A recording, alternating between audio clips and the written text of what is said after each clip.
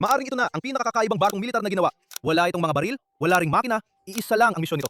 Gumawa ng sorbetes. Nagsimula ang kwento noong 1914 nang ipagbawal ng Navy ang alak sa kanilang mga barko. Unti-unting pinalitan ito ng sorbetes. Pagsapit ng ikalawang digmaang pandaigdig, daan-daang libong mga mandaragat ang nabibilad sa ilalim ng araw ng Pasipiko ng ilang buwan. Yun na ang pinaka-namimiss nila. Habang lumulubog ang carrier na Lexington sa labanan sa Coral Sea noong 1942 ang ilan sa mga tripulante ay hindi tumakbo papunta sa mga lifeboat. Sa halip, nilusob nila ang mga freezer, kumuha ng sorbetes at inilagay sa kanilang mga helmet at nilantakan yon bago tumalon sa tubig.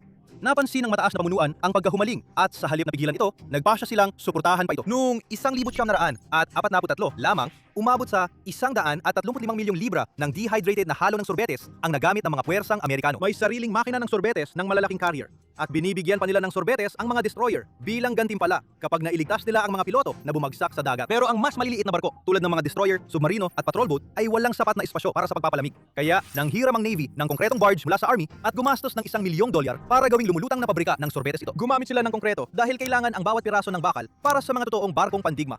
Kayang gumawa ng barge ng 10 galon ng sorbetes kada 7 minuto. Mga 5 tonelada yon bawat araw. Tinatayang 70,000 scoops yon kada araw, sobra-sobra pa para sa akin. Hindi kayang gumalaw ng barge gamit ang sarili nitong lakas, kaya hinihila ito ng mga tugboat sa paligid ng Pasipiko kung saan nagdadala ito ng sorbetes sa kahit anong barko na nangangailangan nito. At hindi lang yon ang nag-iisang barge, may dalawa pa. Opisyal, sila ay mga barkong imbakan na may palamigan na may dalang 1,000 at 500 toneladang frozen na karne. Pero walang nakakaalala sa kanila dahil sa karne. Nang matapos ang digmaan, nagreklamo ang malamat na Marine Colonel na si Chesty Puller na ang sorbetes ay pagkain para sa mahihina at iginiit na mas dapat bigyan ng serbesa at whiskey. Pero pinili ng bagong tatag na Department of Defense ang sorbetes at hindi na yon binago. Hanggang ngayon, may mga soft serve machine pa rin sa mga barko ng Navy.